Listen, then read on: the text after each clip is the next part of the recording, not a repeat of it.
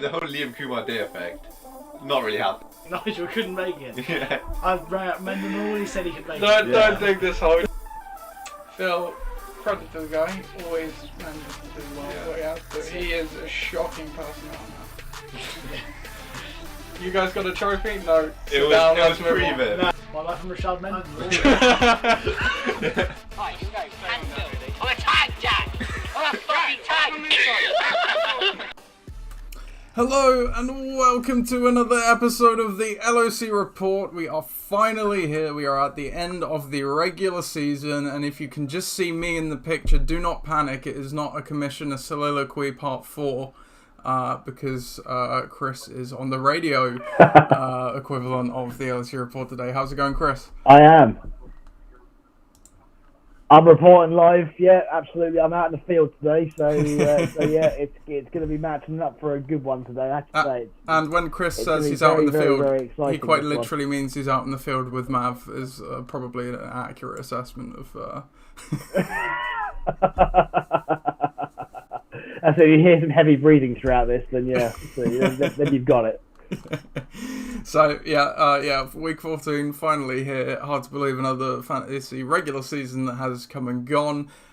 We've seen great moments, terrible moments, everything in between. There's been obviously jubilation for some teams, heartbreak for others, but you know, we're all still here, all still wanting to play, and we're sure as hell will be next year as well, I imagine. But before we get to all that, we have some games to recap, and obviously the final week to preview, where we finally will hopefully get a resolution. We'll definitely get a resolution to our playoff team. So let's just kick straight into it with the league news.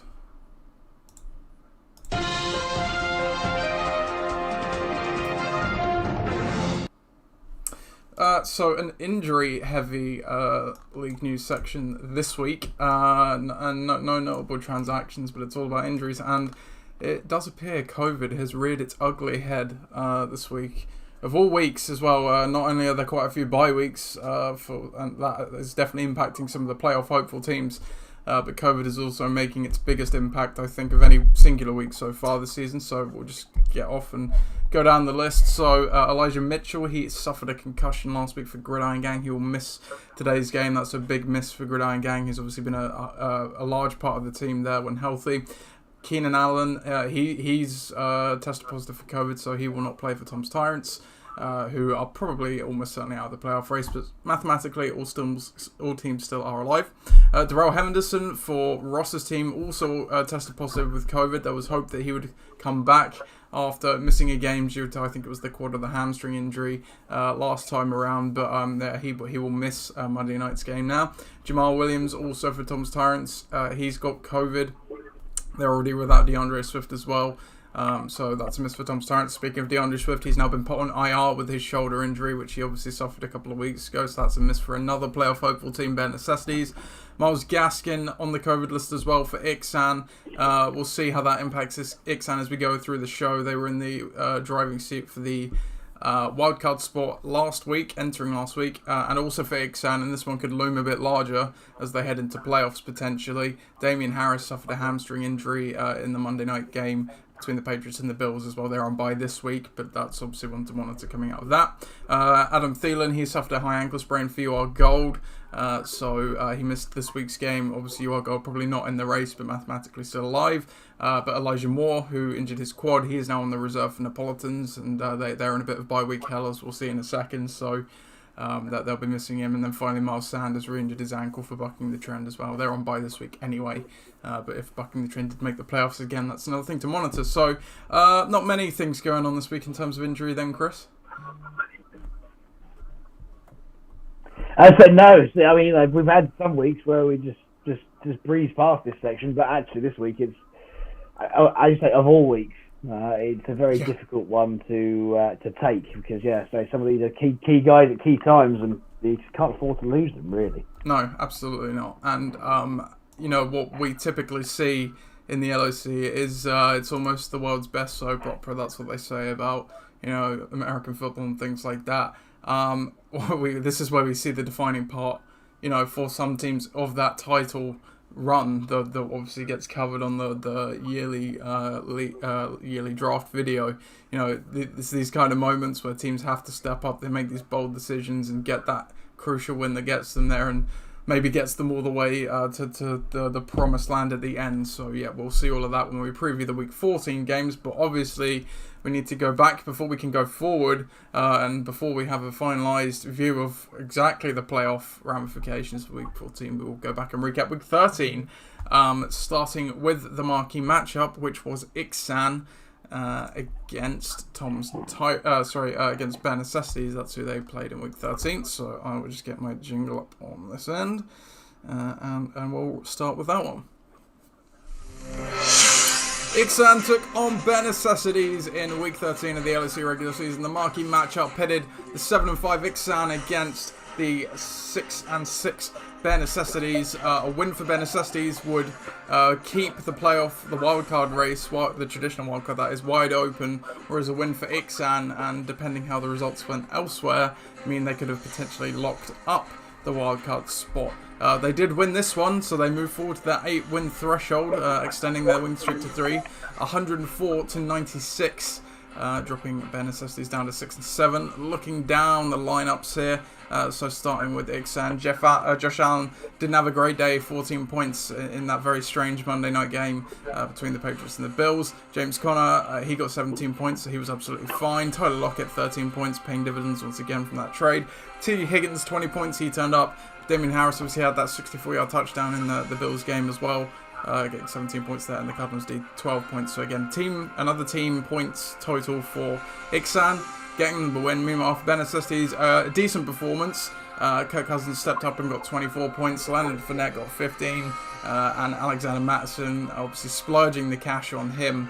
He got 18 points, that was worthwhile, and then the Rams got 17, but wasn't quite enough in cost them there. So the history of this matchup all time, Bare Necessities are now 4-12 all time against Ixan, and we both went with Bare Necessities, so we both got this wrong, Chris. Yes, we did. And you know, on paper you looked at it and thought, well, those receivers are going to be great, but on the day, it was the receiving corps that let them down, and yeah, you can't argue with the runners. The runners did well. Mm-hmm. The other 89 bucks spent on Mattson, you know, got in the highest skill point position of the week, mm-hmm. From his point of view. But yes, that's it. The worrying thing is that, yes, I don't know whether these receivers run out of steam or Travis Kelce doesn't seem to be as prolific as he once was, or what. Mm-hmm. You know, it's a strange one, because he's been that guy that he's been sort of, you know, a foundation stone of this team for such a long time. Mm-hmm. But we mustn't take away from the fact that Ben's team did absolutely turn up on the day. Yep. You know, it was pretty close until that very, very random Monday night game, New England Buffalo, and yeah, I mean, Damien Harris really ran the show, and literally ran the show, because that's all they did all night. Yeah, speaking of that, so it was a comeback from behind, the Monday night comeback. Onto the win. Yeah, it was a Monday night comeback for Ben, between Josh Allen and Damien Harris. Yeah, he erased probably about a 15-point deficit there to come back and take the win. Yeah, did well. I mean, he's getting the best of some of the guys that he's got there, the best of Conner, Mm-hmm. the best of Lockett, the best of Higgins at the moment. So yeah, he's definitely trending in absolutely the right direction as he gets to the sharp end of the season. But yeah, and he doesn't go away. So yeah, we keep writing his team off, you know, as being a bit average, but actually he comes back every week and proves us wrong. So yeah, that's it. One that was worthy of the marquee matchup. It did last the duration. Yeah, absolutely. But yes, unfortunately for Dave, just the wrong kind of game for Diggs. So. Yeah, definitely. Yeah, I mean, yeah, as you say, the weather in that game was awful. Could have been different if it wasn't for that. Obviously, Kelce, but the Chiefs' troubles have been there all season long, and then Evans, yeah, just obviously didn't have a big day on the day. Kirk Cousins, I kind of spoke about in the preview, he actually did turn up in one of the bad matchup games with the 24 points. Only did slightly better than Wilson, but obviously didn't make the difference. And then the Bills' field goal kicker as well, maybe the one. Now, he only got 3 points, so it would have still had to been a good kicker score at 13 to bring home that W. But in that kind of weather game, and I know Nick Folk still got 7, but, you know, there was a lot reported before this game even was close to being played, how bad the weather was going to be here. So, maybe one decision that Ben Necessities will live to rue, not going with another kicker there. No doubt. It's good to stick with people, but at the same time, if you're holding the defense, then time to drop them for that week. Win now, not next week. Yeah, definitely. We'll go on to our next game then, which was UR Gold against the Dream Team.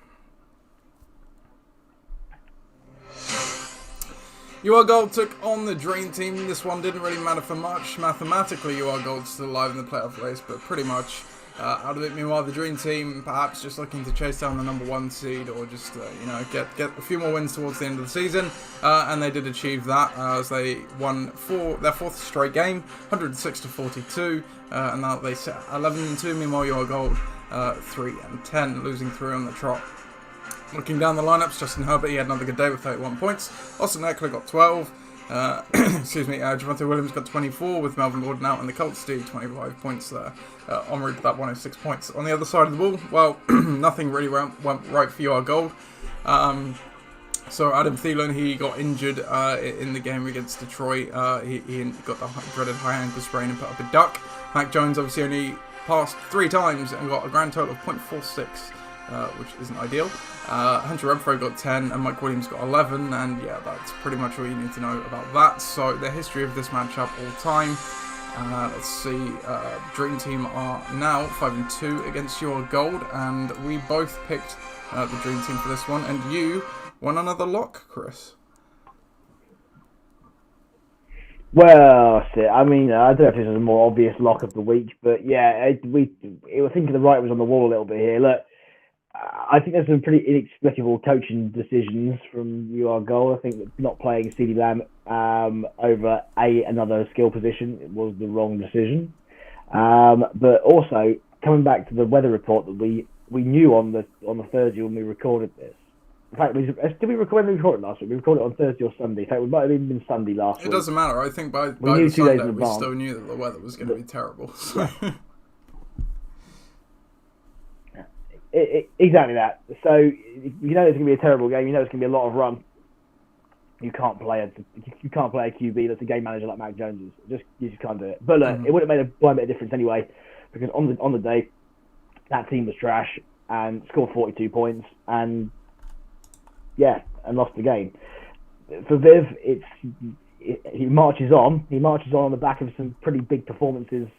Not only from Justin Herbert, who's been largely very good all year, and Javonte Williams, who I have to say, he's had the faith in from the start. But that Colts D as well, playing Houston, completely shut them out. 25 points scored. It bumps that score up. Just looks something that it probably shouldn't have been, because you look in the rest of the skill positions from Robinson, Hill, Chase, whatever. It's not great. So it does kind of overlook the fact that for the last few weeks, Hill and Chase have looked quite a shadow of themselves from weeks previous, particularly Chase. But it doesn't seem to matter, because he seems to be able to find a way of getting there, and on the bench, you look at a guy like McLaurin, who's benched this week, Pollard, who had good weeks, obviously going forward won't have quite so many good weeks because he is out. But yeah, I think that for Viv, as long as he has a good QB score and a good another score somewhere on the line, then if it's a good QB score, likely Eckler will be the main candidate to benefit from that. He should be okay. But there is a little bit of a stutter there that we are sort of overlooking, and that sort of thing this time of the year, if you have the wrong week, can really bite you. There are some times where he's got away with it by playing these kind of teams, but going forward, because he will be in the playoffs. Yeah, won't be able to get away with that quite so much. No, yeah, you're definitely right. No, you are right, and it's a thing we do typically see with the Dream Team heading into the playoffs, and it looked like they were saving off, but now it's kind of come back again. Like you say, James Robinson that was a coaching decision to get benched, unpopular one at that, but obviously Urban Meyer's going to do what he's going to do, so who knows what you get from James Robinson week in, week out. Hill, yeah, as you've said, the Chiefs have had their struggles all year, so although on paper the stats look good, he's going to have probably more of these bad weeks, like you say. Jamar Chase obviously rattled out of the gate, but predictably, that was unsustainable. The rate he was going at has dropped. Javonte Williams obviously benefited from a week where Melvin Gordon was out of the picture completely, so you can't count on that every week. And then, as you say, you look to the bench for Terry McLaurin. He's playing with Taylor Heineke, who, he's proved that he's not quarterback proof. He's obviously a phenomenal player, but he still needs the service. As you say, Pollard, who was really ascending, especially with Zeke being banged up, and now he's got this plantar fascia injury, won't play this week, and it profiles to impact him all year long. And there's nobody else to turn to behind that. So you're right. It's a good thing they're going to have the bye next week, because they definitely need it to hopefully get some of these guys rolling again. But it's definitely a worry. On to our next game then. So the next game here then was Neapolitans against Ross's team. Neapolitans took on Ross's team again. Two teams looking to keep up in the playoff race with a win. Ross stays alive in the wild card, with Ben moving to 8 wins. Ross needed a win to keep up with that. Meanwhile, for Neapolitans, this is the playoffs already for them, and it was last week too. As they were sitting at 5-7 entering this one, needed a win, and when they did get to stay alive, 120 to 74 points. Ross loses 3 on the bounce now, so he again might be ruining what could have been in earlier games. Looking down the lineup for Neapolitans, Lamar Jackson had a decent day at 20 points. Jonathan Taylor turned up again, of course, 24 points. Elijah Moore, a good pick-up and stream there with 15 points. George Kittle, though, the highlight of this team on the day, 31 points, the performance they've been waiting for from him all season long. And then kicker Greg Joseph, 10 points, and the Patriots D, 12 points, also en route to that 120. So much needed win, keeps them firmly and almost gives them a good shot at the playoffs, depending what happened elsewhere. With the Gridiron Gang bucking the trend games. On the other side for Ross's team, Mahomes again didn't turn up with only 13 points. Dallas Goedert, 23 points. Rob Gronkowski, 18 points. The tight end duo of a tight end heavy team really stepping up, but nobody else did them any favours, and they only got that 74 points on the day. They've never played each other before, these two teams, so Neapolitans take the first one in the series, and we both picked Neapolitans for this one as well, Chris, so we got another pick right. There we go. Look, so we don't get them all wrong. I think again this was one that we knew that was going to go that way. I think from the start, outside of those tight ends, which to be fair, we did bash the tight ends more last week. But when you consider that outside of that, the skill positions are Marvin Jones, who somehow managed to get on teams, still don't know why. And Singletary, I can kind of understand that in that garbage weather game, but obviously they didn't do anything. And it's done Ross no favours. Mahomes in years gone by has got teams like this into the 90s when you have weeks like that, but he's not been the same this year. Really has been a real dud in comparison to years gone by. So I think the writing was on the wall for a long time for Ross's team, and now it really is. Neapolitans, on the other hand, you could very easily have written this team off after 4 or 5 weeks, but how that has come back, it's roared back in the last 5 or 6 weeks. There's points from everywhere now. They seem to have woken up. It's a shame Elijah Moore's gone down, because he was very, very, very good for a 2 or 3 week span. It looked like he was getting some traction. But you can't look past the fact that Lamar and Jonathan Taylor, week in, week out, are going to do damage. Plus, obviously Kittle's done the damage this week. There's points to be scored here, and I think that 120 points is an extremely good score, bearing in mind the players that he's got. But it's not completely unfounded that this team is one of those 90 to 100 point scorers each week. I don't think you want to play this team the way that the form is looking.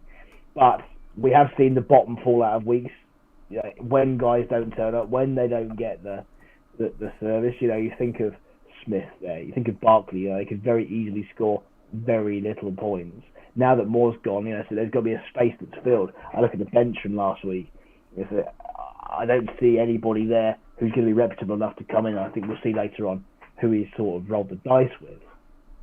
But for as long as Taylor's scoring points, and for as long as he has a solid base from his QB, and probably the defense as well, actually, then he's always going to be in games. But he just needs the support around him to be able to get to that next level. It's going to be really interesting this week because he's in that group of death with yourself and Mike, and with a really difficult schedule. And with his players, that is, has got a difficult schedule this week. So we'll see later on when we go back into it in a bit more detail.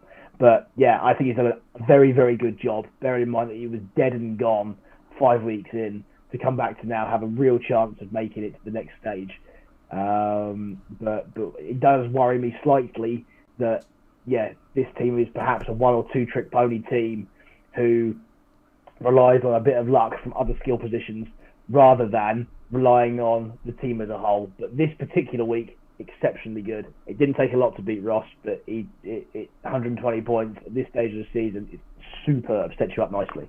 Yeah, no, I think you're completely right. You nailed it with Napolitans. Given how they started the season, how poorly they were, and didn't really have 2 players to rub together, where they've come from and how David managed to bring this team back around and get them firmly back into the playoff race is a great job. But obviously from where they did start, you kind of mentioned it, the depth isn't there. Losing more is surprisingly a very critical thing at this stage.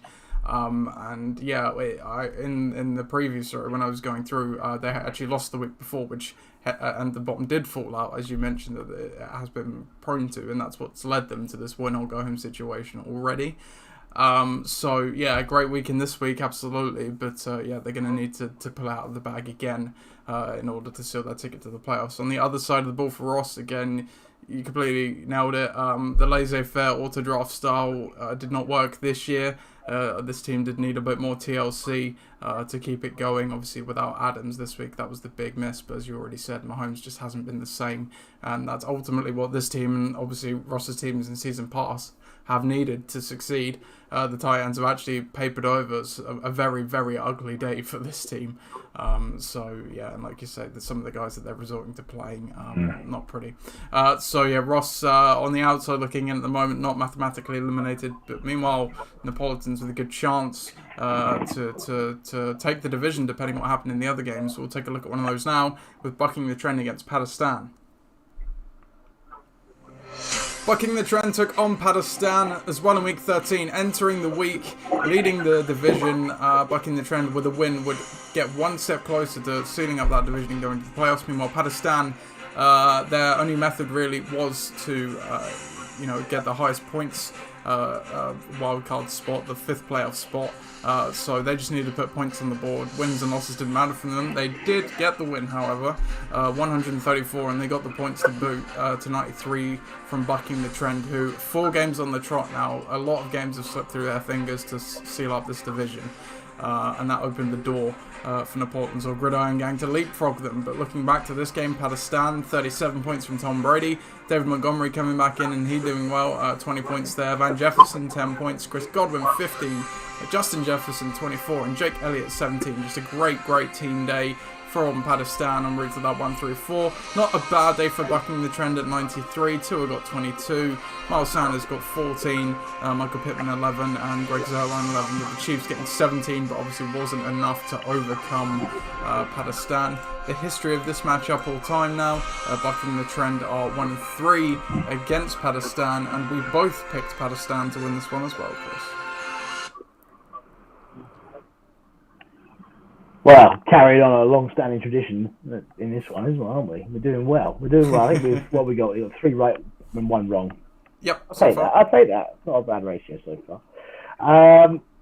So yeah, I think for Mike that he really is missing that first-round pick. I said this team is that kind of player away from being, a 100-point team every couple of weeks. I said that 90 to 100-point sweet spot that you want. Because he's set this team up well, but I do have a feeling that throughout the entire season it's been boom or bust.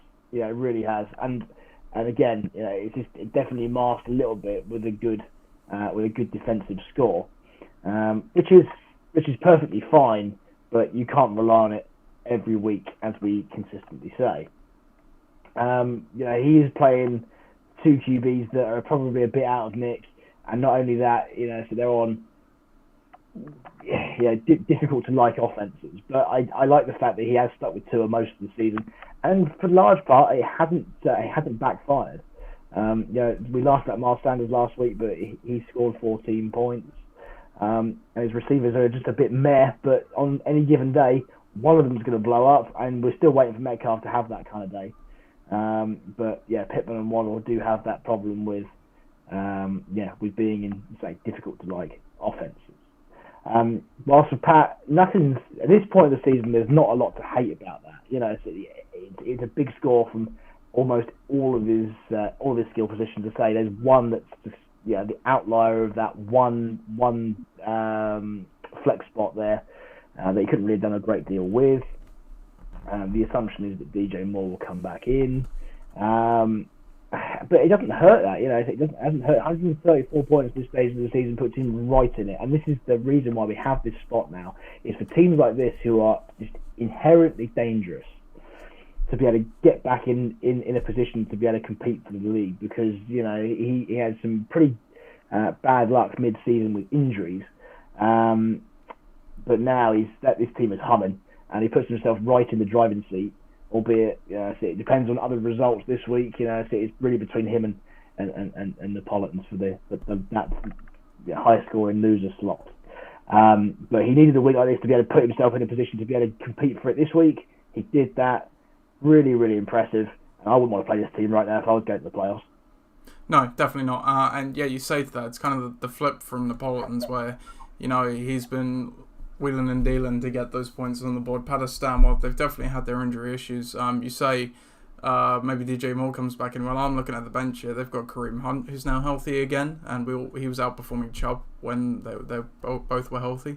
He's also got Chuba Hubbard, who's obviously going to be the lead back in that Panthers offense now, as well as DJ Moore. So he's definitely got a lot of options to play with, and like you say, it depends on results elsewhere. If Napolitans qualifies by winning the division, it's basically Pat's got the 5th spot because he has got a lead on everyone else, barring something completely unforeseen and a terrible week in week 14 from Pat. But if Napolitans doesn't win the division, then it's going to come down to who scores more on week 14. So a great win for Pat. Obviously a great another total of points, and it would be good to see him in the playoffs because, as you say, he deserves it. Look, you're bucking the trend. Like you say, it's a decent day. Maybe been looking a little better by the special teams, but that is a part of the game, of course. 4 games on the trot they've lost now. They're kind of falling into a matchup against Gridiron Gang, two similar teams. If you read Tom's power rankings, excuse me.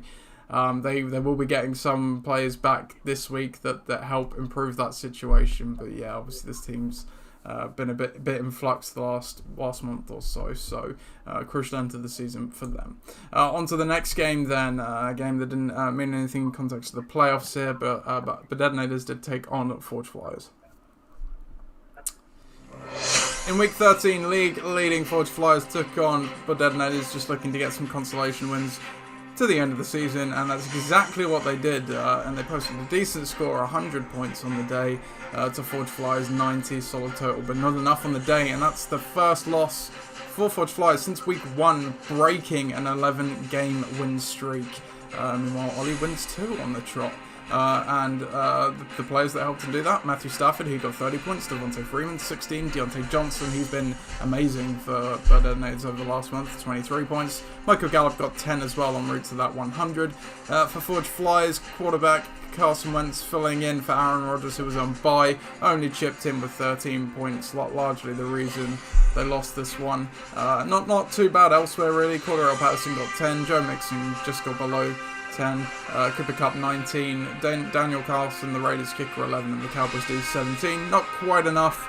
Obviously, Chris will be disappointed not to keep that win streak going and potentially tie the all-time wins, but of course they have playoffs sealed up. But it does open the interesting competition for the number 1 seed going into week 14. The history of this matchup all time, the Detonators are now 10-7 against Forge Flyers, and we both lost our picks on this one, Chris, because we both went with your team.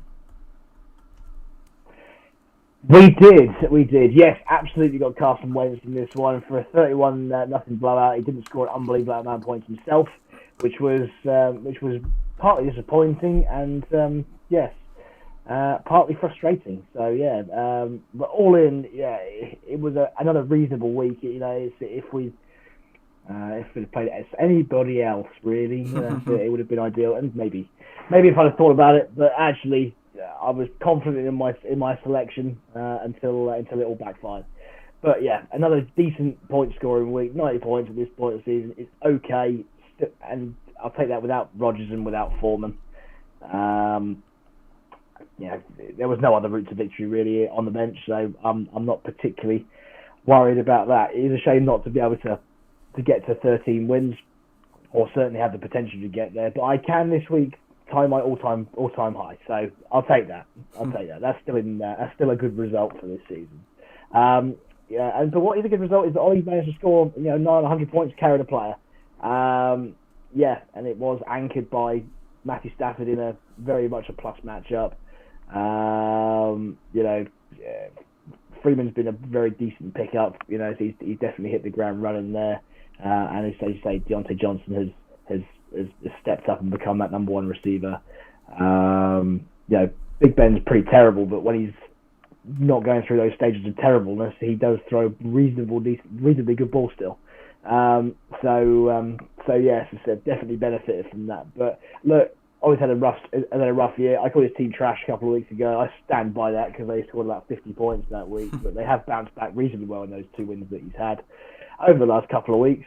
And yeah, that's it. We go on to week 14 with the number one overall this season. Yeah, I really want to win the regular season. I know I said last week I really want to get to 13 wins, and then lost.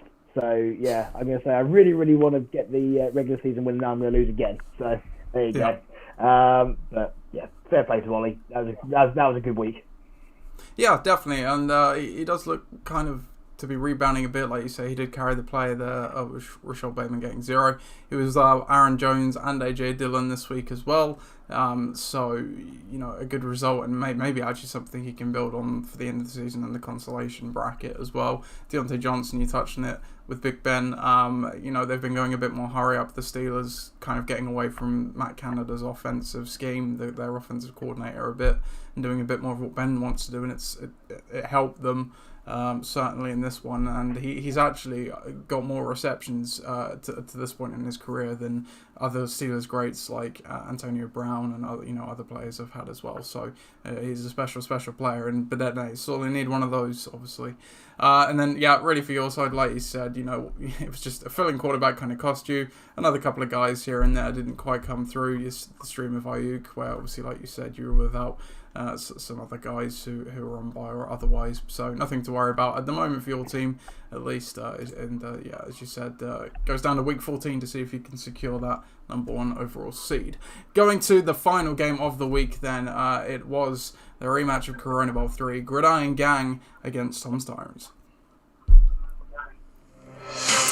Gridiron Gang took on Tom's Tyrants in week 13 with the loss of bucking the trend. Gridiron Gang could take the division if they won it here. Meanwhile, Tom's Tyrants very much just playing for spoilers at this point, still mathematically alive in the 5th wildcard spot for most points forward.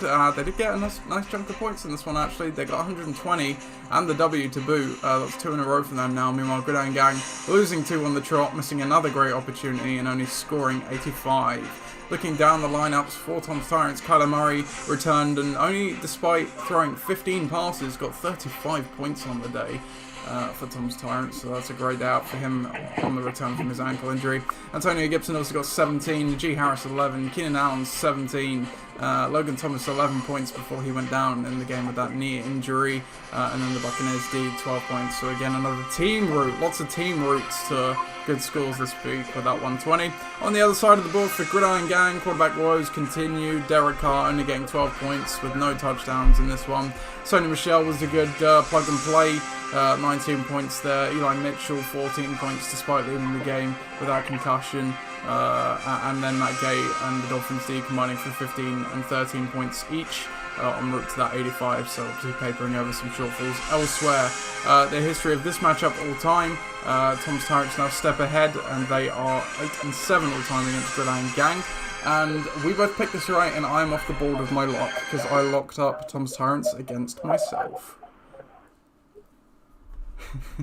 There you go. That's it. So I think we got two wrong. We got more right than we did wrong this week. So we'll take that. And 7 and 5 through the 2 weeks. There you go. We'll certainly take that. Yep. Well, that's it. There you go. So there's not low numbers in there. So anyone who thinks there's bias and we don't know what we're talking about, go on. That's it. We know. We've been looking at this for a number of years. Yes, we did mention last week that we thought that Tom's Tyrants was a weaker side without Kyler Murray, and that's where his sort of mid-season woes have been. Absolutely proved that this week, because he comes back and does 35 points. Really gives you a solid foundation. But he's not a one-man team this week. Gibson's had a good week. Harris had another good week without a touchdown. Allen's had 2 touchdowns on the day. So excellent thing. It was a good stream of Logan Thomas as well before he goes back to injured again. So it found his window of opportunity there. But yeah, I think all round it's a very complete performance. This is what we saw, weeks 1 to 6, 1 to 8, where they were doing this on a regular basis. But unfortunately, yes, it's not having that stud QB really does hinder you, as you found this week, Nate. Because yes, it turns out that Taysom Hill was that guy. But yeah, Derek Carr's in this weird slump. Zeke's in this weird slump. Great pickup of Sony Michel. See, Deshaun Jackson was one of those, just like suck it and see sort of things on the day. I think Jacobs had a good week anyway, but it wouldn't have made a difference. There would be no route to victory here. I think Eli Mitchell not being there, he's had a great year, a great stream, great pickup. But yeah, hopefully his replacements, because you don't really know in that often, will come good for you. But it's it. This is not the battle that you want to win. That is absolutely this week, and you can eliminate this from your mind, because if all the right players are in your team taking the field at the same time, then you have no issues, because that is more than 100-point team there. So yeah, so good week for Tom. Unfortunately, a little bit too late. Tough loss for you, but yeah, it's all about what's to come, and we're about to go through that in a while. Yeah, definitely. And I kind of said to you during the week that, I'm kind of glad Tom got to where he did, and Tom did a great job to do that, because when we previewed this, I think he only changed his team about 10 minutes before the games kicked off. He took out Garoppolo, put in Murray, picked up Logan Thomas and Jamal Williams, I think, or at least put them into the lineup. And maybe even put Keenan Allen back in as well. And obviously he got him en route to that around 20 points. And the reason I'm very glad is because, as you said, I kind of said to you as well last week, well, the Cowboys and the Saints played on that Thursday night game. I didn't know at that time. Jacobs popped up on the injury report with an ankle injury. If those games were all played on Sunday, I probably would have, in all honesty, benched him for just Jacobs, and then obviously I could have thrown in Hill as well, and that would have made the difference. And obviously, as you pointed to, I put in Deshaun Jackson on the day. DeAndre Hopkins got 9 points there on the bench in his return as well. Obviously, kind of lucky to do so. He obviously got the touchdown straight away, but only 15 passes for Murray, so that's why he didn't do too much after that. But despite all of that, as you said, I still wouldn't have won this one because of the great decisions made by Tom. So it kind of did me a favour there, and the points at this point really don't make a difference for my playoff scenario anyway. But like you say, again, it's just been a horrendously frustrating year for me because, like you say, I've done I think, not tooting my own horn, but I've done a pretty good job of team assembly this year. It's just the quarterback that has routinely let me down. I've just not got any positive regression out of that position all season long, but here we are. But yeah, as you said, for Tom's Tyrants, a good finish to what's otherwise been a disappointing season, largely really just due to missing Kyler Murray. If Kyler Murray hadn't gone down, I've no doubt Tom's team would have been squarely in the playoff race because it is a good team all in all, but a nice win for him here, as you say. So that was all of the Week 13 games then. So if you're keeping score, so myself and Chris We're both 7-5 in the pick'em. Chris is 2-0 in the locks, and I'm now 1-1 getting off the board there. If we look to the milestone standings and stats, so obviously we'll take a look at the playoff race here. So standings wise, the Dream Team still in the number 2 seed, but now tied for the best record at 11-2, leading up the Southampton division. Ben Necessities, Ross's team at 6-7 there, with Pakistan at 5-8 at the bottom. They can only now make the playoffs via the highest points wildcard, which we'll come back to in a second. Portsmouth Division, Napolitans leads this division for the first time this year after week 13. Obviously, after that slow start, sitting at 6-7, but has the points to give them the division lead at the moment, bucking the trend. And Gang also both at 6-7, with Bedednaders there at the bottom at 5-8. And then in the Winchester division, Forge Flyers still the number 1 overall seed despite that loss, but as I said, on points. Forge Flyers have about 34 more points there than the Dream Team. So it's if they both win, that could potentially still swing. So it'll be interesting to see who locks up the number 1 seed there. Behind that, we've got Ixan. They secured the 4th wildcard spot, the traditional wildcard spot, the next best record at 8-5. Nobody else can get to 8 wins now. The best that anyone can get to is 7, so that's all locked up for Ben. Tom's Tyrants at 5-8, followed by Your Gold there at the bottom at 3-10. Probably easier if we go to the overall view to look at the playoff picture outside of that. So the 3 teams at the top, Forge Flyers, Dream Team, and Ixan, all clinched. Currently in the playoff spot are Napolitans and Pakistan. Napolitans by way of the Portsmouth Division lead, assuming they win, barring some absolutely crazy point swing from the bucking the trend Gridiron Gang game, they will win that division, which will mean Pakistan almost certainly will be going to the playoffs with the 5th playoff spot, the highest points forward, as they are sitting at 1258, and there is not another team that's over 1200 points outside of Napolitans of the teams that haven't already secured a playoff spot. So if Napolitans don't win, that basically means Bucking the Trend or Gridiron Gang will go to the playoffs as they are playing each other, and then it will come down to the points between Napolitans and Pakistan, again barring some unforeseen huge points from another team in the race to the playoffs. So everyone's still alive, obviously, technically, and yeah, we'll get the resolution here in a short amount of time. Looking at the breakdown, Forge Flyers, despite going 3-8 on the week, still at the top of this ranking, but only by 103 and 40 through the 13 weeks of the season. Dream Team there at the 2nd spot with 102 and 41. Pakistan, again, very deserving if they do get this 5th spot, because they're 87 and 56, 3rd in this metric after an 0-11 week, came back with an 11-0 week. Then you've got Ixan, the 4th, as you mentioned, Chris, the solid team that's just kept ticking along and got that wild card, 81 and 62. Then you get the middle ground before you get to the teams you'd expect at the bottom there. Going to the coach ranking, Pakistan at the top here. So despite the injuries and everything, still maximising that team. Have under 100 points left on the bench throughout the season. That's a real good achievement. If they can, keep the bench points to under 6.8 this week, they will finish with under 100 for the year.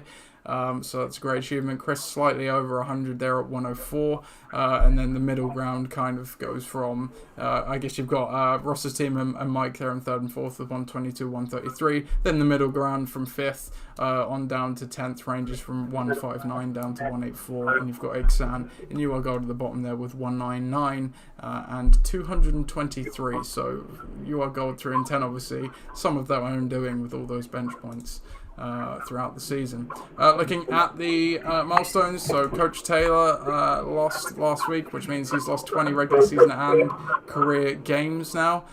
So that's the only update we've got there. The power rankings came out earlier this afternoon, so go and read them. All that's left for us is the week previews, and we'll have a debate corner after that. So we'll go straight onto the week 14 previews now then. So we have Gridiron Gang against Bucking the Trend, which if Napolitans there's only one game. That one, I'm guessing, Chris? Yeah. Yeah, so that's the battle for the division. That is got to be it. Yeah, that is absolutely it. Yeah, it cannot be anything else. Sure, yeah, so Napolitans would need to lose, but assuming they do, that is the battle for the division right there. Pakistan against Bare Necessities, again, it's just about points for those two teams. Ross's team against the Dream Team, again, Dream Team just fighting for the number 1 overall seed. Ross just needs to score a boat ton of points. Bedednaders against Napolitans. Bedednaders can upset the apple cart. Obviously, Napolitans still in pretty good shape to make the playoffs, but if they did lose, it would open the window for Pakistan to take the 5th seed from them. In fact, excuse me, I think Pakistan already has the 5th seed, so yeah, they would have to take the 5th seed off of Pakistan, excuse me, if they don't beat the Detonators. Forge Flies against UR Gold, obviously, Forge Flies just looking to lock up that number 1 overall seed. And then Ixan against Tom Tyrants, again, no playoff ramifications there, barring some huge points from Tom's Tyrants, which they are on 1185, so, you know, it's about, you're looking at 70, 80 points there behind, so it wouldn't be unheard of, but obviously it would be a wild swing for them to do anything. But as Chris said, the potential battle for the division in the Portsmouth Division is where we will start. Gridiron Gang against Bucking the Trend.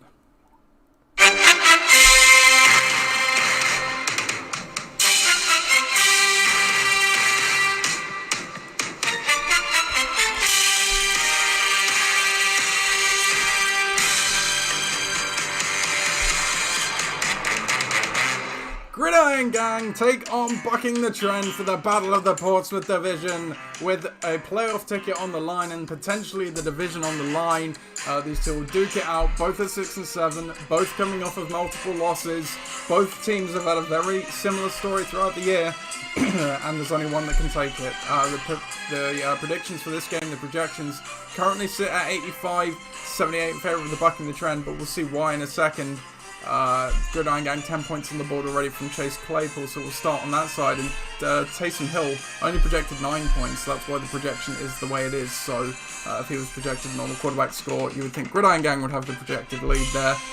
What's going on roster-wise? Josh Jacobs comes into the lineup for the injured Elijah Mitchell, who he's out with a concussion. DeAndre Hopkins obviously comes in as well for Deshaun Jackson. No other changes in the core lineup there, so 30 personnel, 3 running backs, 2 wide receivers for Gridiron Gang, and a clean bill of health on the roster other than Eli Mitchell. On the other side of the ball for Bucking the Trend, Ryan Tannehill comes into the lineup for Tua Tagovailoa, who is on a bye, and that is the story of Bucking the Trend this week, as they do have some bye issues with Miles Sanders, Michael Pittman, Tua Tagovailoa, and Jalen Waddle all on byes. They do get some good news though. Alvin Kamara returns from his ankle injury and will play. They also they did the handcuff of the Gridiron Gang player Eli Mitchell with Jeff Wilson. He's in the starting lineup as well. Amari Cooper comes in, and Julio Jones comes back from injured reserve with that hamstring injury at the crucial time for them as well.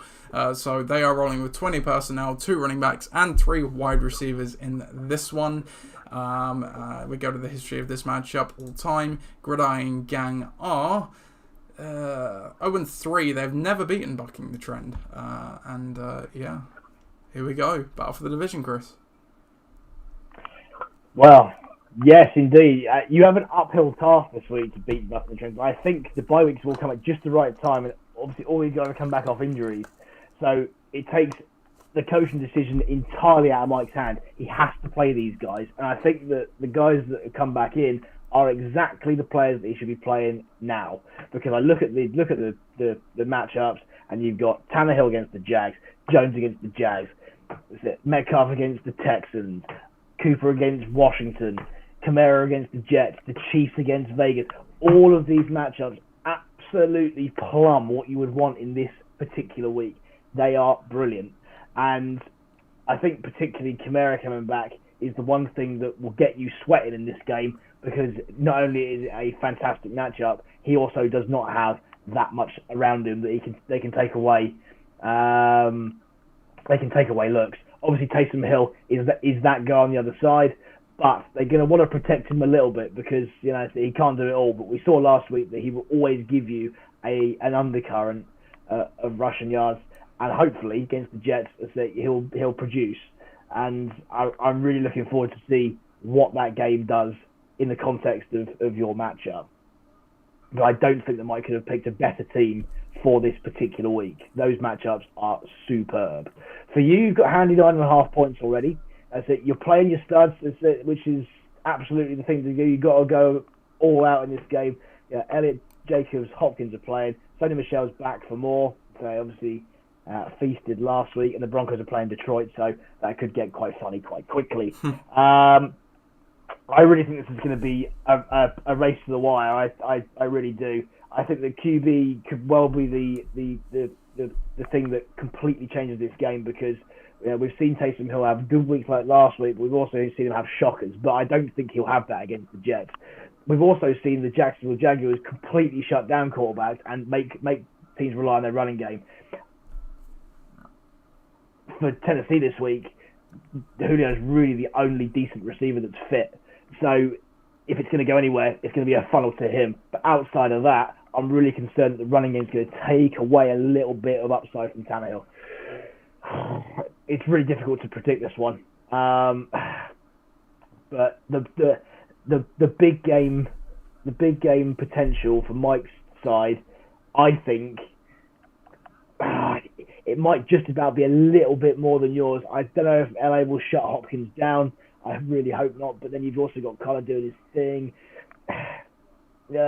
Jacobs has been really good over the last few weeks. Elliott's been spotty, but Jerry really wants to push him into this feature role. Now Pollard's gone down.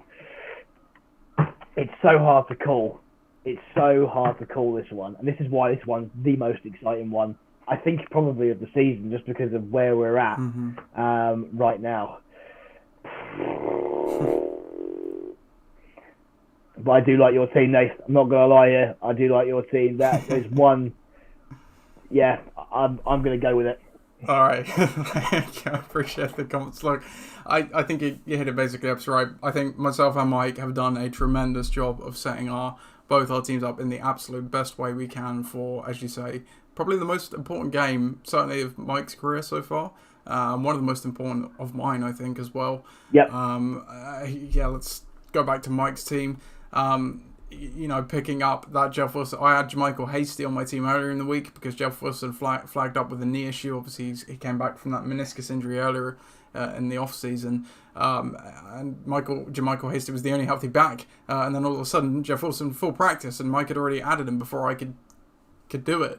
So that was a smart move on his part. But then one hand gives, the other takes. Darrell Henderson looked like he was coming back and then suddenly test positive with COVID. Now, I'm not out of the woods yet, obviously, as Michelle is a running back himself. He was probably in the room and around him, but he has been vaccinated. So as long as he does not test positive, then he will play. But it's the Monday night game, so you've got the risk there of if that test comes tomorrow, what happens.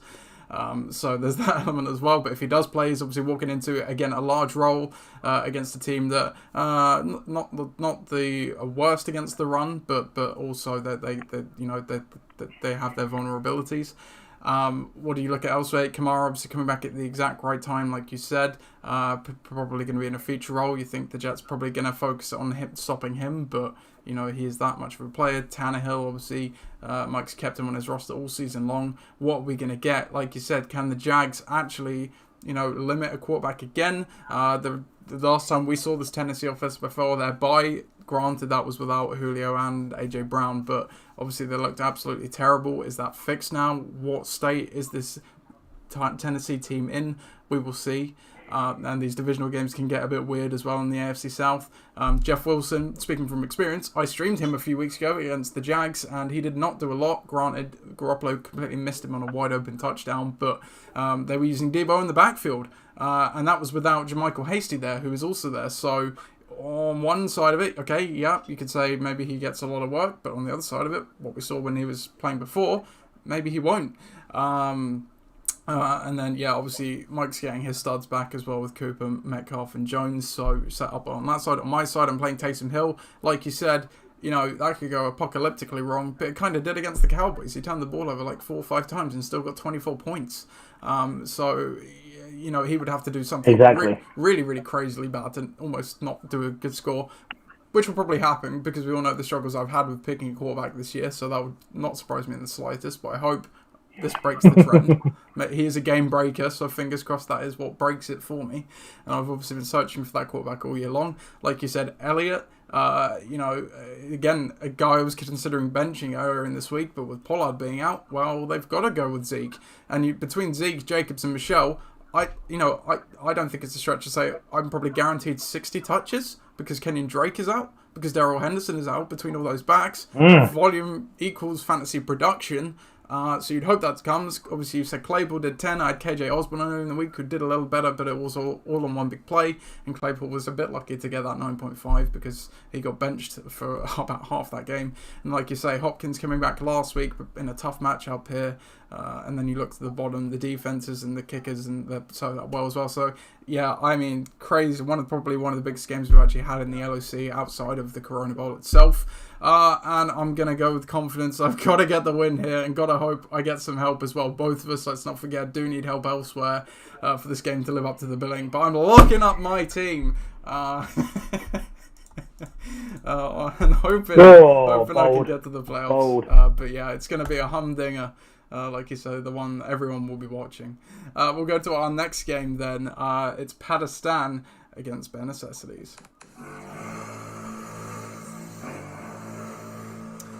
Pakistan take on Bare Necessities. Pakistan in the driving seat for the 5th playoff spot, highest points forward. They just need to keep scoring points, and it is theirs to lose. Meanwhile, Bare Necessities, they need to score a lot of points, more than their opposition. In fact, a lot of points to make a last gasp run at the playoffs. Projections currently have this one 82 to 81 in favour of Pakistan, but it obviously does not matter who gets the win or loss here. Pakistan is up 15.5 already by Justin Jefferson and Chris Boswell. He only got 2 points behind. Looking elsewhere on Pakistan's team, Kareem Hunt comes back in as he is back from the bye and healthy. DJ Moore also comes into the lineup, dropping Latavius Murray and Van Jefferson to the bench. So Pat is rolling with the 20 personnel here, 2 running backs and 3 receivers. On the other side of the ball for Bare Necessities, Russell Wilson comes into the lineup for instead of Kirk Cousins, who played on Thursday. Probably a good decision. He only got 18, and Wilson obviously has that plum matchup against Houston. Elsewhere, I believe they are unchanged, which is going to cost Bare Necessities because they played Alexander Mattison in the Thursday night game, and Delvin Cook was back. He only got 3 points in this one. So Bare Necessities going with 21 personnel, 2 running backs, and a tight end. Injury-wise, Tevin Coleman inactive for Pat, but he wasn't going to use him anyway. Melvin Gordon questionable, might play, unclear at the moment, and then DeAndre Swift obviously out again for Bare Necessities, and he'll be going on IR. History of this matchup all time, Bare Necessities are 4-5 all time against Pakistan. And just before we move on, Ben did comment about the Gridiron Gang Bare Necessity game, saying, sadly none of this matters unless Ollie can be Dave. Yes, we know, Ben. Over to you, Chris. Indeed, yes, absolutely. Which we will come to very shortly. Yes, I think for Pat, this is one where he has to go big on points because you just don't know how the cards are going to fall. But everything's looking in his favour. So you've got Brady and Godwin that stack once again, playing at home against Buffalo. I'd say this time of the season we like that. Hunt coming back in is always going to help because he's just gonna get rolling. We saw him rolling before he was injured. I'm sure he'll be rolling after it too. DJ Moore comes in a weird time for Carolina. They've just got rid of their offensive coordinator this week. Is there going to be some sort of bounce back? Well, if there is, it's a good matchup against Atlanta at home. And David Montgomery should see an awful lot of touches in that primetime game at Green Bay. We also see both defenses against the quite terrible New York offenses. Both of them are, I'd say at the moment the Jets are slightly better offensively than the Giants, which would be sacrilege to say a few months ago. But we've seen big weeks from Dave, and Russell Wilson against Houston is absolutely the key to get this team going, because we've not seen the best of Russell Wilson since he's come back from injury, but this is absolutely that kind of game where you can put that right, and I think he needs a big score in this game to be able to beat out Brady because Brady's been fantastic all year, especially in Tampa. Mike Evans is going to be a beneficiary to that, but you just don't know where the cards are going to fall there. Fournette is pretty much where it has for the last 2 or 3 games. And say Kelsey and Diggs have been an interesting quandary because they've really been in the mire at the moment. Mm-hmm. And I think for Dave to have a chance, he needs those guys to be able to wake up from whatever it is that they've had a problem with. But I like Pat's team. I'm going to lock Pat's team because I truly believe that you don't get to this point in the season without scoring the amount of points that he has, without being somewhat good. And in this week, he's got to he should carry it on. Dave's done phenomenally well to get to that point at 6 and 7 where he's on the cusp, but I think he's just going to fall down at the last. So yeah, Pat for me. Yeah. Just while you were doing that, Ben is trying to make the case of if Dave can score 13 more points than Pakistan, he will also definitely get a playoff spot. I don't know what Ben's looking at because my dad's points forward is 1178 and Pat's is 1257.84. So I think he means. You mean Dave Hendo? I think he does mean Dave Hendo, yes. So he's getting confused between the two Daves here, potentially. Or at least we are over the chat. But no, as you said, both these teams, interesting case. Look, Pakistan has piled up the points all season long. You get Kareem Hunt back, which he's not had for a while. You know, Baltimore do have that number one overall rush defense. But you do typically see with those kind of defenses, the scat backs get more joy against them because they're used in a more passing heavy role, and that's exactly where Hunt thrives. Ben just clarified the other Dave. So we're talking about Dave as in my Dave, not Dave Hendo. Look, Pat has the potential to put up the points here.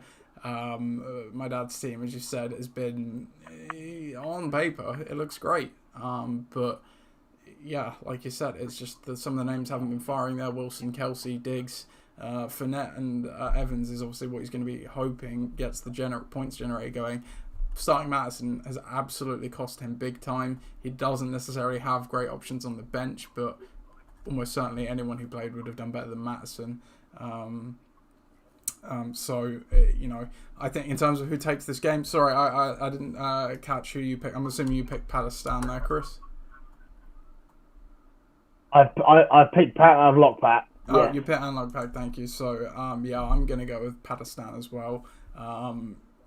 He's got the good team. He's in form. He's in the driving seat for that playoff spot. And this team, Brady's playing Buffalo. You're going to tell me right now Brady is not going to want to shred Buffalo. He absolutely is. He loves playing Buffalo, and it's in Tampa Bay where the Bucks do typically score more points. So if Brady puts up 40 today, that wouldn't surprise me in the slightest. So we're both going Pakistan here, as you say, Chris locks him up. So we'll go to our next game then, which is Ross's team against the Dream Team, and I just need to find my jingles. There they are.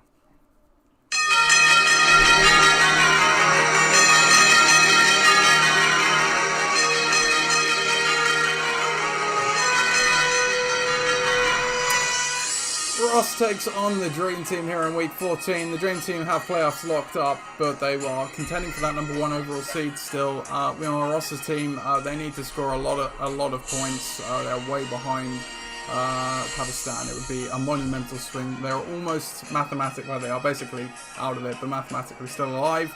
And they've also lost 3 on the trot. But the wins do not matter here, technically. So the Dream Team is still projected to win it, though, 100-82. And as we look down the lineup, we'll see why. So for the Dream Team, they remain unchanged compared to last week. So still rolling out the 30 personnel there, 3 running backs, 2 receivers.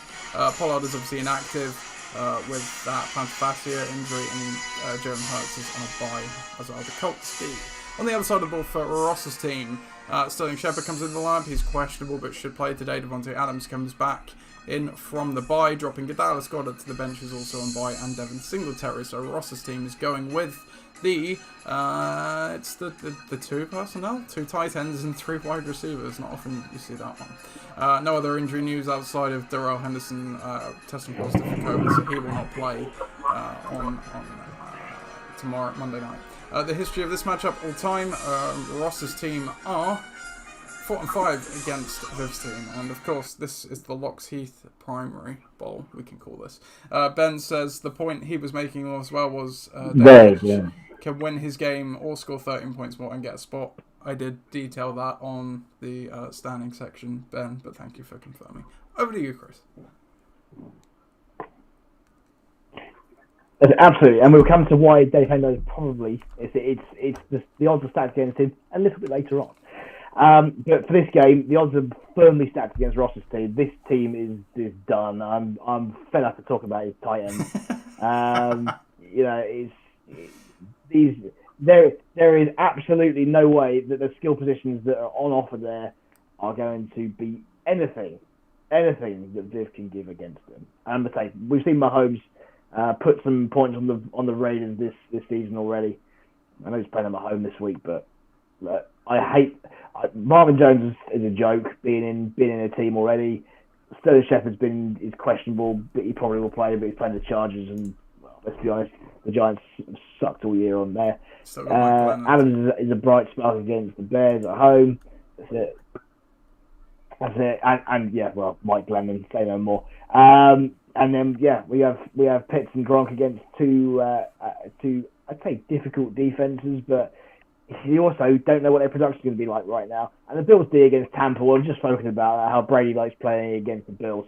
Well, they're going to get shredded. So I'm sorry, but this team all the way. I don't even need to go through his matchups because he's proven to me, as to everybody, that team is legit. He's in the 40-hundreds this year with all those guys. I want to see his receivers do better. If there's a game where Robinson's going to wake up, it's going to be in that game. But I'm sorry, this team all the way here, and yeah, marching on potentially to the regular season win, depending on other results. Sure.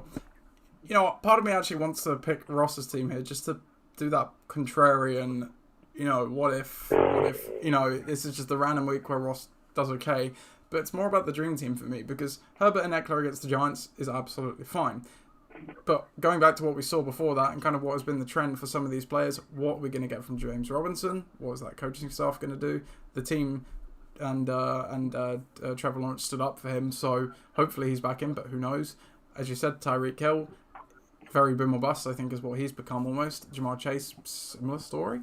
And then Javonte Williams as well. You know, he's primed to do well, but if obviously Gordon plays, then he's capped a bit. So, and looking at the special teams there, you know, 49ers against Cincy, I'm not too sure. Yes, okay. Burrow turns it over a bit, but I don't know. It doesn't feel with the confidence. This feels like one of those random weeks where Ross maybe could win. It would absolutely take Mahomes stepping up, which, as you would probably think, Hill would then be the benefactor, so maybe it doesn't quite stack up.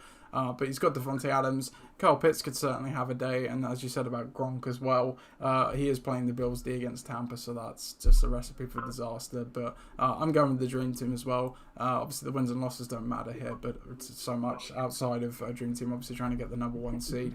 But yeah, that's pretty much all we need to say on that. So the next game then is one crucial for the playoffs as well. It is Badernators against Napolitans.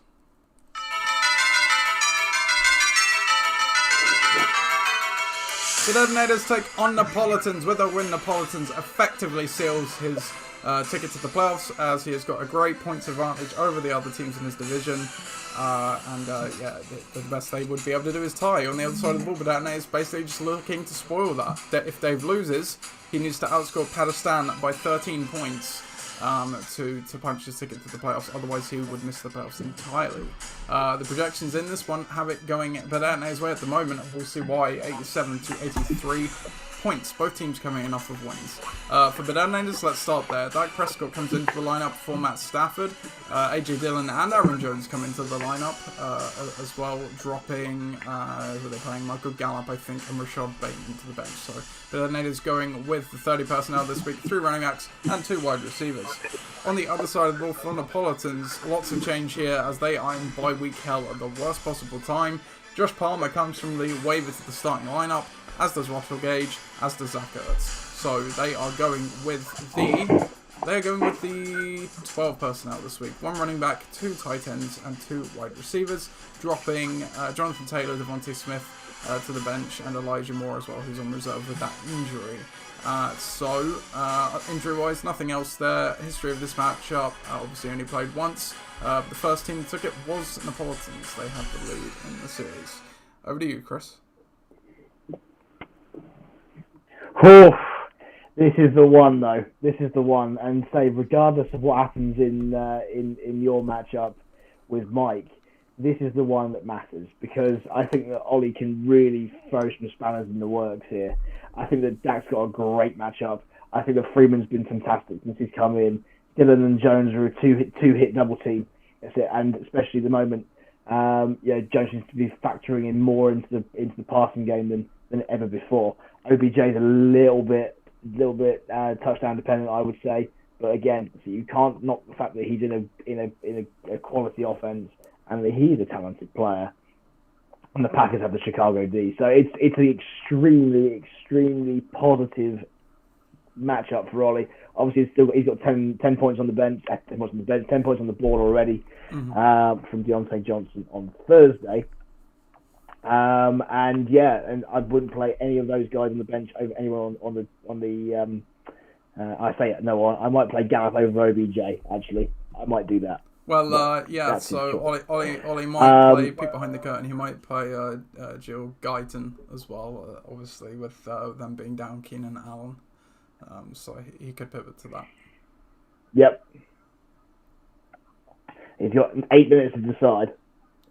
Well, no, because a lot of his guys kick off later. He's got 3 hours later to decide. Yeah. Oh, yeah.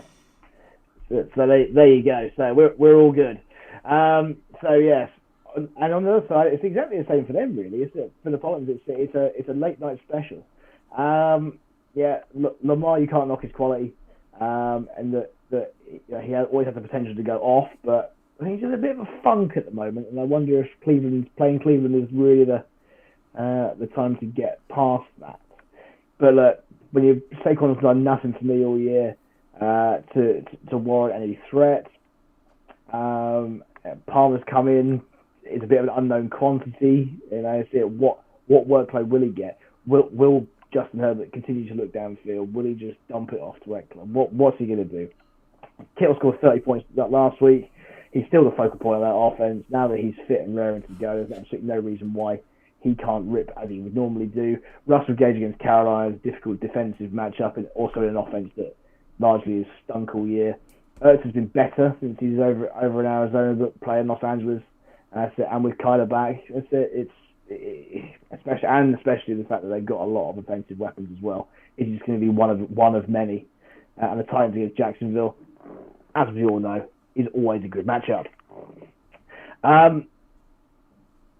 But yeah, I think, and having looked at this one a little bit this week, and I do think Ollie's in a really good position to win this game. I think that his players are head and shoulders above some of those that are on the other side. I think the Pollins done extremely well to do it, but he has ridden Jonathan Taylor. He's not there this week, and that should be the headline, really. And yeah, that's it. That is, I think, opens the door for the other teams in the league. Do I think that team there, if they was playing Pat, would outscore them? Absolutely not. And that's the reason why I don't think that they're going to win this game, or indeed make it further this season, despite the fact that they've done ever so well for the last 6 weeks of the season. They have absolutely been the second half kings of this season. They were dead and gone, and then they put themselves in a prime position. It's a really, really tough ask for that team with those players to do what they've got to do this week. Yeah, definitely. Definitely, an early peek behind the LSU award season, and obviously a contender for and a nominee for the comeback award. Started 0-4, started 1-6, and obviously granted in a weaker division wins wise, but in a chance to still make the playoffs despite all of that. He's done a great job of turning it around. You've just kind of hit the nail on the head though. It's just this one final week. Can he get over the hurdle? Can he get the win? Enough points or some luck elsewhere? That is going to be the key here. I think you match this team up against nearly any other team this week, and you probably say the chances of winning it are iffy. There are a lot of ifs and buts in this team, and he's going to need some of these plug and plays to come through.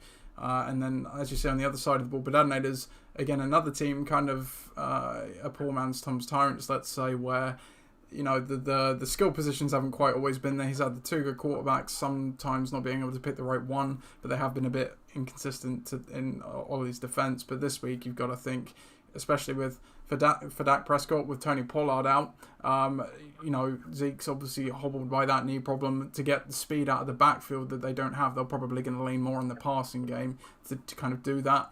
As you said, he's got some other solid players there in Freeman, albeit not in the best of matchups against Cleveland, but he'll get volume. The two Bears running backs, which we're not really sure how that split's going to look, but they're playing Chicago in Lambeau, so they could both feasibly do well. And then, as you say, Beckham's kind of the wild card there. So, yeah, for me, it's a bit Ednader's win as well. And, yeah, Neapolitans are going to be... very, very twitchy about if they can hang on and somehow pull this off. So there you go. On to the next game then. We have Forge Flyers against You Are Gold.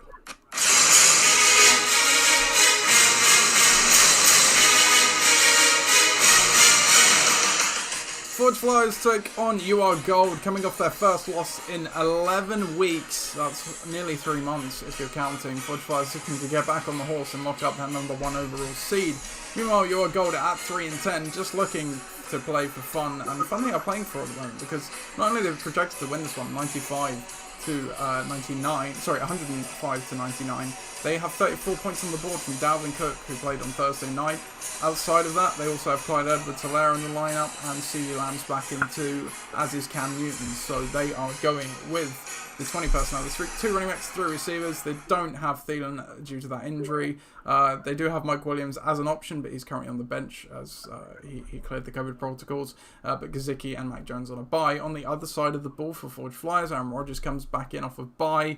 And Donta Foreman comes in for the Titans coming off of bye also. Joe Mixon questionable there, but he will play. So Forge Flyers going with the 30 personnel, 3 running backs and 2 wide receivers. Looking at the bench, TJ Hawkinson, the only one doubtful there who probably won't play. Ramondre Stevenson on a bye. The history of this matchup all time, Forge Flyers are 3-3. It's a tied series. So there you go, Chris. Over to you. Can you get the number 1 seed? I'd love to be able to say yes. Now, it's Dalvin Cook that 35 points, give or take, on Thursday night. It's definitely going to be an uphill battle. But here's where I think that I could potentially win this game. Cam Newton's playing Atlanta. It's a fantastic matchup, but they don't like... They're talking about splitting time with PJ Walker. Cam has been, in his last game anyway, was absolutely horrendous. And yeah, it won't take much, especially against that defense, if it doesn't quite go to plan, for him to get pulled or even worse. Be splitting. So yeah, that's a big question mark. But if he plays and plays well, then yeah, you're in a bit of spot of bother there. Renfro, Edwards-Helaire and Kirk all have the same sort of issues for me. It's all volume dependent.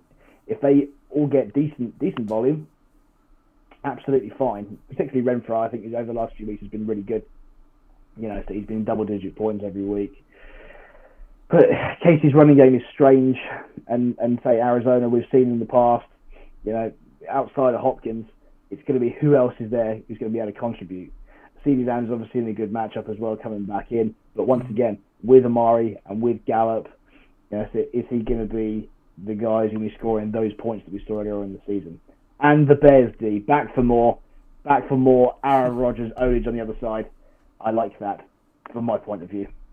And we come to my team. Yeah, Aaron Rodgers is once again owned Chicago this season at away from home. He's at home this week. It should be a bit of a lock for that, for some serious points. Obviously, Patson's in a difficult matchup, but who knows where he's going to be playing? And he seems to be a real goal line bandit as well. Mixon's much the same. Been slowed down a little bit the last couple of weeks, but certainly last week, the week before was much better. But yeah, I'm hoping for a good result there. Cups should be in a bit of a shootout. That can only go one way. Foreman's playing the Jags. We've seen what Derrick Henry's done to the Jags over the last few years. Let's hope that even just a little bit of that magic can be replicated. And Marquise Brown playing against Cleveland needs a bit of a bounce back because he's been on the way down a little bit at the moment, but hopefully Lamar comes out swinging. And we mustn't forget the second half of the season MVP for Forge Flyers. Daniel Carson has been absolutely outstanding over a 5 or 6 week period at kicker. The Cowboys do play in Washington well. So I have absolutely all the hope for that. So yes, I think obviously needs to be a significant swing or certainly someone's going to be able to match that points total from Cook. But yeah, I'm feeling good. Yeah, I think that if Cook's the only real shining light in that team this week, then we're in for a good one. It only takes a couple of big performances to break that sort of logic.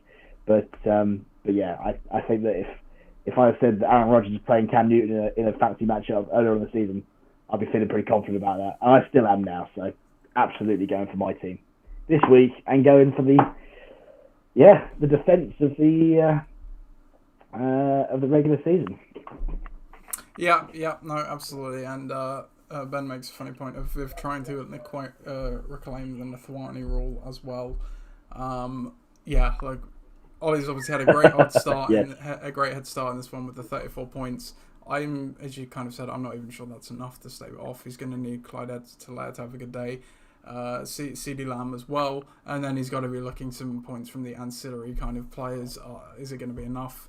You kind of touched on Newton. They fired their offensive coordinator in Carolina this week, Joe Brady. I wonder how this offense is going to look differently. Does Matt Rule take a bit more of a hands-on approach? Does that help Newton? We'll see. But ultimately, does that matter when you are playing Aaron Rodgers? Cordarrelle Patterson, granted against one of the best run defenses in the league, but as I kind of mentioned with Kareem Hunt against the Ravens, he's used in that kind of slightly different, receiving, more speed kind of way, which can kind of counteract that. Joe Mixon's going to get his full workload. Cooper Kupp is great. Slightly hobbled by a toe injury, but he'll be a full go. What Marquise Brown will turn up, we'll see, and then whatever you get from Dante Foreman, plus what you've got with your kicker and defense as well. I think, it's crazy to see a team and write off a 34-point player and say they're still going to lose, but I think you're absolutely right. So we're both going with Forge Flyers this week as well. That brings us to the final game, as the games have just kicked off, so might be a little bit of randomness in the scores here, but it doesn't have much impact for the playoffs anyway. It is Ixan against Tom's Tyrants.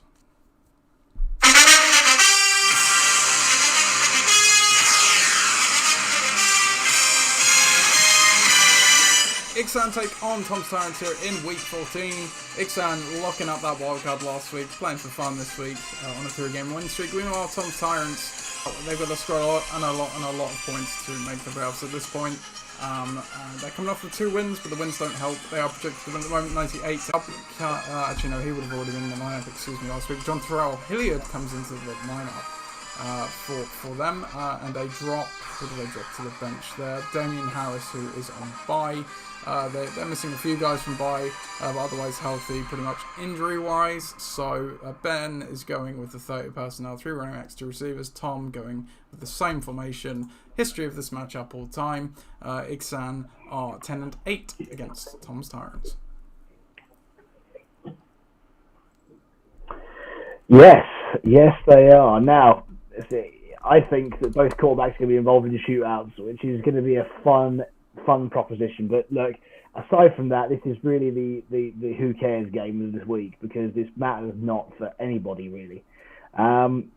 Gibson Harris has been great the last few weeks, and then you got all the randos. You got Crowders in there. That's it. You got Burkhead's in there. I know he's going to be in line for a little bit of work, but they're still. That's it. My favourite word in this podcast: anemic on offense. Devo coming back in will help, because he's been brilliant all year, to be fair. And the Panthers playing Atlanta again. We like that. Another week where Tom's rooting for the opposition against Atlanta. For Ben, we keep writing him off, but actually this team's chugging along nicely. Connor's very touchdown dependent, and we'll see if that makes a difference with Murray coming back in. I think they probably want to save Murray run around too much, so I think Connor will be the beneficiary of that. Chubb's obviously a stud. Lockett against Houston factors to be a real good one for him. T. Higgins is questionable, let's have a look. Is he going to play? He expected to play. Yeah, he is. Don't know if he's a bit banged up, we're going to see him go elsewhere. Yeah, so they've got other options, but again, he's been fantastic through a 3 or 4 week span. And Higgins in the last game scored like that insane touchdown for 70 yards or whatever it was. So yeah, there's definitely some use there, but whether or not he will be that lead guy, who knows? Cardinals play LA as well a puzzling one for me. But again, at a point of the season where it doesn't matter, why would you play anybody different just to win your last week? So look, I think in this one, I think I probably like Ben's team more. I haven't gone for Ben in the last few weeks, and I've been wrong. So let's go with Ben's team this week. But there's no doubt that I know that obviously Najee Harrison put 22 points on the board. Chubb could equal that quite easily. And then after that, do I support the supporting cast of Tom? Do I really like them? Not really. Do I love Murray? Absolutely. Do I think Gibson's a good player? Yes. But do I think that Josh Allen and Connor and Chubb and Lockett and Higgins are going to be able to match that? Sure, I really do. Okay, yep. So Chris goes with Ixan. Part of me wants to do the same thing because, like you say, it goes under the radar. It seems like we never pick him, but he's always chugging along and just doing it. Ben does say Hilliard's mostly just because it doesn't matter and he's got more upside. It's just fair enough. He's likely to split a bit more with Foreman. He also makes a good point, which I forgot to mention. Robbie Gold has now become the most expensive waiver player ever at $100, going back to your goal. So that's a fun thing. Yeah, I think I'm actually going to go Thomas Tyrants just because they've been in a bit of...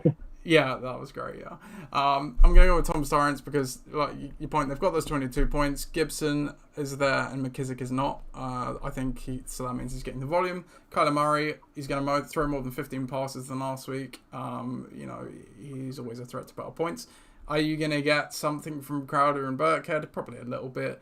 They're going to need Debo to play as well, albeit with slight injury if they use him out of the backfield again as well, which they might not do as much given the injury, but we'll see. I think the points advantage, maybe it's just a bit too much for Ben to overcome. I still very much like Ben's team here, but what Josh Allen are we going to get? What we saw last week and what we've seen all season long, really, this offense kind of is just not in a groove. So are we going to get points or no points? Connor's absolutely fine, of course. Chubb with Kareem Hunt there wasn't actually that great. He was okay in games, but Hunt really did cap his upside. Now Hunt's obviously coming back from injury, so maybe Chubb does get a bit more. We'll see. Tyler Lockett should do well. T. Higgins, he's come back lately, but that's been at the expense of Chase, so that could continue. And then obviously whatever you get from Hilliard. But yeah, as I said, I think just based on the points on the board for Thomas Torrance, I'm going to go that side. So I go for Thomas Torrance. So that brings us to the end of the previews. The games have already kicked off, so we'll mop up here shortly. But before we do that, we've got to go to debate corner quickly. Let's find him. John, please, can you usher us into debate corner? Order.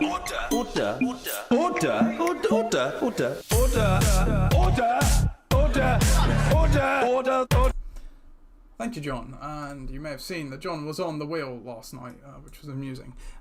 So, debate corner for this week is now I'm gonna say who will depart the playoffs first, but I'm gonna kind of exclude maybe the first wild card berth from that. So who will wow, okay. I'm going to rephrase this. Out of the three teams that have already made the playoffs, who is likely to depart? Who is most likely to depart? Let's go with that for the big corner. That's kind of what I was getting at. Okay, so what's in the next round? No, it's in the one after the wild card one. So out of Ixan, Dream Team and Forge Flyers, who is most likely out of those to depart from the playoffs?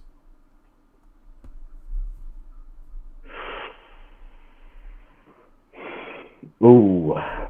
Do you know what? On recent form, I think it's probably my team. I guess, on recent form, it's definitely mine. I haven't scored the points yet. I think that Ben's team has been really good over the last 2 or 3 weeks. I think Div's team has been very consistent. My team has been okay, but it's not been world beating. I think that without some world beating performances, it would be very difficult. So yeah, I think that it all depends who you play, of course. But yeah, I think at the moment, then I was getting to the playoffs and don't feel confident, but then when you're in the game, it's not too bad. But yeah, all the build-up is the thing that scares you. But yeah, I think the Viv's team is really well set, and my team is certainly a shadow of itself from earlier on in the season where it was flying, you know, and there were a couple of injuries, and obviously the lack of Derrick Henry is a big problem. So yeah, I'll go with that. Yeah, sure. I think, I mean, a lot of it's going to pivot perhaps on who gets what seed between you and Viv, because obviously you get the one of the wildcard teams. I'm not sure if that's a good thing or a bad thing, given what we've gone through, because that's either going to be Dave Henderson's team or Pat's team, of which they can obviously put up a lot of points. So part of me makes me think, actually, you know, maybe which one, neither of you do want the 1 seed, because... not to discredit Ben's team, but it's definitely more of a chunk team as a pile up the points kind of team. So, based on what we did on the preview, I think we both went for yours and Viv's team. We did, and then assuming you both win, the points swing would have to be not massive, but fairly sizable. So I think just on that basis, I'm assuming you're going to get the number 1 overall seed, and I would say that you would be most likely to depart out of the 3 teams who have made it as well. So that brings us to the end of the show. Obviously, the games are already live, but if you would like to come over and watch the games at mine, you're obviously welcome to do so. Thank you for watching along as we go, Ben. Do appreciate it. Thank you for joining, Chris. I'm sure the listeners loved the radio version of the pod from your side. Oh, yes. Yeah. With that, good. Enjoy the rest of your Sunday. Good luck in your matchup, of course. Unless you're playing me, of course. Mike will be back with you next week to recap all the madness and obviously preview the first game of the playoffs. Take it easy, folks. Goodbye.